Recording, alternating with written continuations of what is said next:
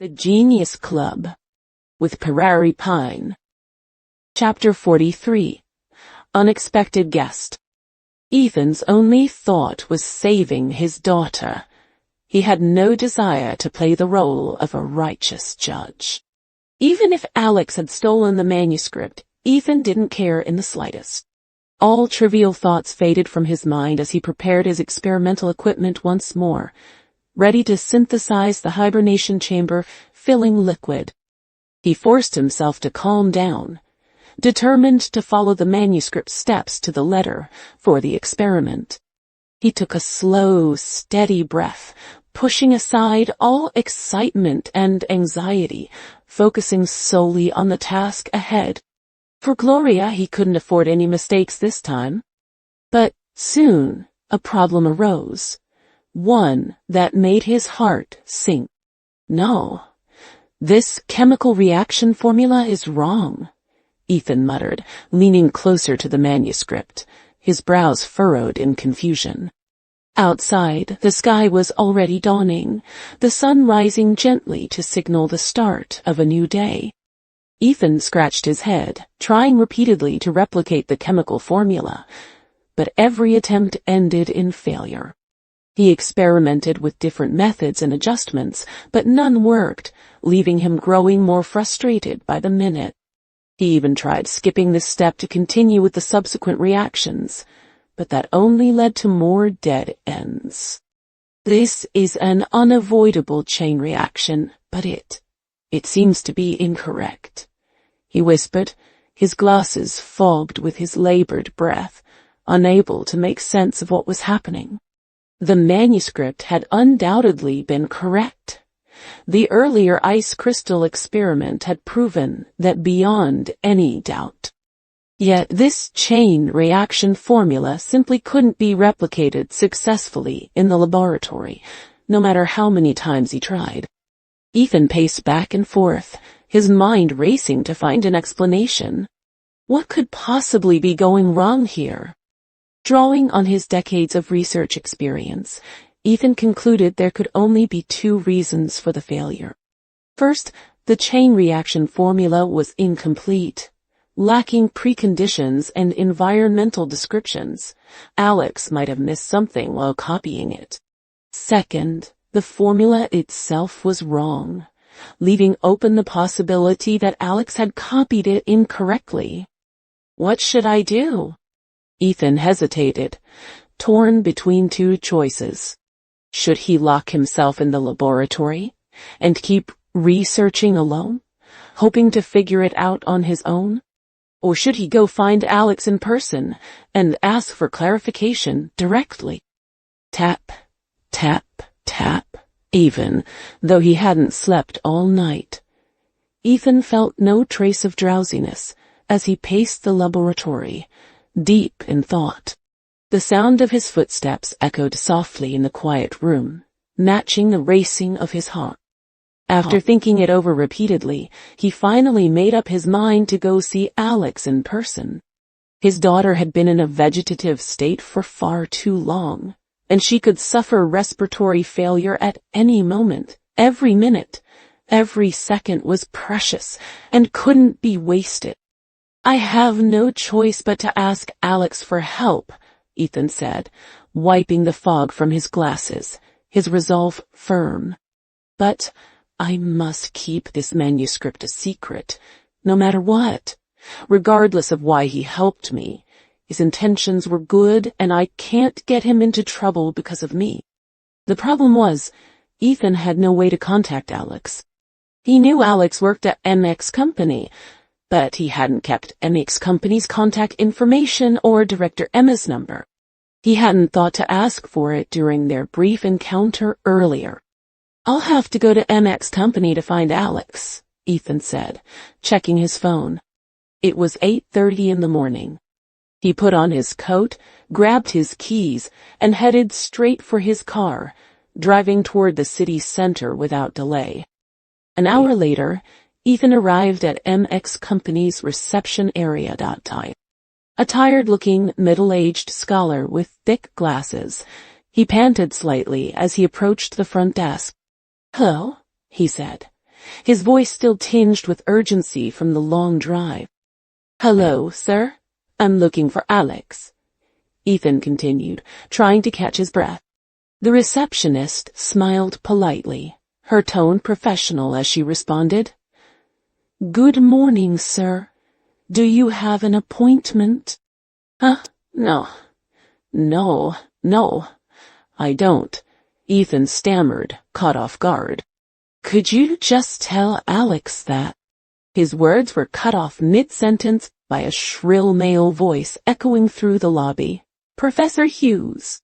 Everyone in the lobby turned to look, their eyes drawn to the source of the sound. Mark, the manager of MX Company's marketing department, who had just stepped out of the elevator. At that moment, Mark stood frozen, his mouth agape, as if he had seen a ghost. He ran as fast as he could across the lobby, nearly tripping over his own feet, before skidding to a stop in front of Ethan. With a loud pop, he grabbed Ethan's hands tightly, his face flushed with excitement. Professor Hughes, what are you doing here? You should have told us in advance. We would have come to pick you up." Mark rambled, his voice trembling with awe. Ethan pulled his hands away, not in the mood for small talk. "I didn't come to see you," he said bluntly. Mark nodded eagerly, not the least bit offended. I understand. You're here to see our director, right? Please wait in the VIP room for a cup of tea, and I'll go get her right away." Mark had accompanied Emma on a visit to Ethan before, so he knew exactly how important this man was. Major beauty companies around the world would break down doors just to speak to Professor Hughes, but he had always turned them away. Even Emma had said in this week's morning meeting that she was going to give up on securing Professor Hughes's cooperation. But now, the man himself had shown up unannounced. How could Mark not treat him like a god who held MX Company's fate in his hands? "Professor Hughes, this way, please." "I'll fetch Director Emma immediately," Mark said, gesturing toward the VIP room. Ethan sighed quietly. He was eager to find Alex and get his questions answered as soon as possible, but he had no idea which floor or office Alex was in. Meeting Emma first and explaining his purpose wouldn't hurt. It was the polite thing to do, after all, since he had shown up uninvited. Mark bowed slightly, guiding Ethan to a seat before turning to a nearby staff member. "Hurry and prepare tea, snacks, and fruits. Stay here to serve Professor Hughes and attend to any of his needs," he ordered, then gave Ethan an apologetic smile and rushed out of the VIP room. Once in the lobby, he pulled out his phone in a panic and dialed Emma's number. "Director Emma, you need to come down to the first floor right now. Something big has happened," Mark said, his voice urgent. On the other end of the line, Emma's tone was calm. "What's wrong?" "Professor Hughes is at the company. Professor Hughes himself," Mark exclaimed, nearly shouting. Up on the 22nd floor, in her office, Emma stood up abruptly, her eyes wide with shock. "Are you sure you didn't make a mistake?" "Absolutely sure. Hurry down. This is a once-in-a-lifetime chance for our company to turn things around," Mark urged. Ding. The elevator bell rang 3 minutes later, and the doors slid open. Emma stepped out quickly, followed by 3 vice presidents, her gaze fixed straight ahead toward the VIP room. The 3 vice presidents looked tense, as if facing a major crisis. They all knew just how important Professor Hughes was to MX Company. To other cosmetics companies, Professor Hughes might just be a cash cow, but to MX Company, especially with the upcoming launch of their new Rhine cat brand, he was nothing short of a savior. His importance couldn't be overstated. "Why is Professor Hughes here?" Emma asked, turning to Mark as he hurried over to greet them. Mark shook his head, still in disbelief. I don't know, Director. No one expected him to show up unannounced like this. We couldn't even get him to agree to a meeting before. Emma nodded, then turned to the 3 vice presidents, her tone serious. Don't speak casually later, especially not about purchasing the authorization for that chemical substance. Not a single word. Just listen to what Professor Hughes has to say first.